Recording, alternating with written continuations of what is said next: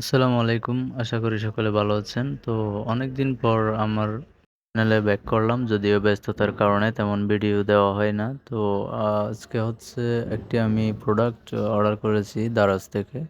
যেটি হচ্ছে WGP mini UPS, যেটির মাধ্যমে আপনারা আ বিদ্যুৎ না থাকা অবস্থায় রাউটার অন্য দুটাই একসাথে চালাতে পারেন। তো এটি অনেকের রিভিউ দেখলাম। তো আজকে আমি নিজেই নিয়ে নিলাম।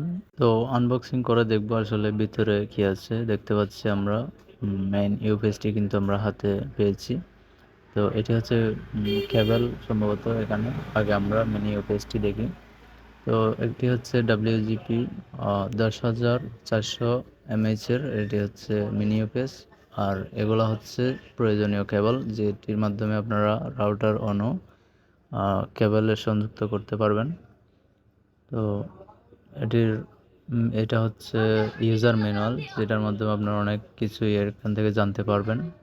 তো এখানে সর্বমোট 3টা আউটপুট ভোল্টেজ দেওয়া হয়েছে। একটা হচ্ছে ইউএসবি 5 ভোল্ট, আর দুইটা হচ্ছে 12 ভোল্ট আউটপুট, আর একটা হচ্ছে 12 ভোল্ট ইনপুট, যেটির মাধ্যমে এটি চার্জ করতে হবে। এখানে একটি পাওয়ার বাটন আছে, যেটির মাধ্যমে আমরা লাইন দিয়েছি, দেখতে পাচ্ছেন। এটি হচ্ছে একটি 12 ভোল্ট 3 অ্যাম্পিয়ার অ্যাডাপ্টার। এটা দিয়ে আপনারা চার্জ করতে হবে। এটা কিন্তু এর সাথে দেয় না, এটা আপনারা এক্সট্রা কিনে নিতে হবে। তো দেখতে পাচ্ছেন এটি একটি হোয়াই কোম্পানির রাউটার, যেটি অলরেডি রানিং অবস্থায় আছে।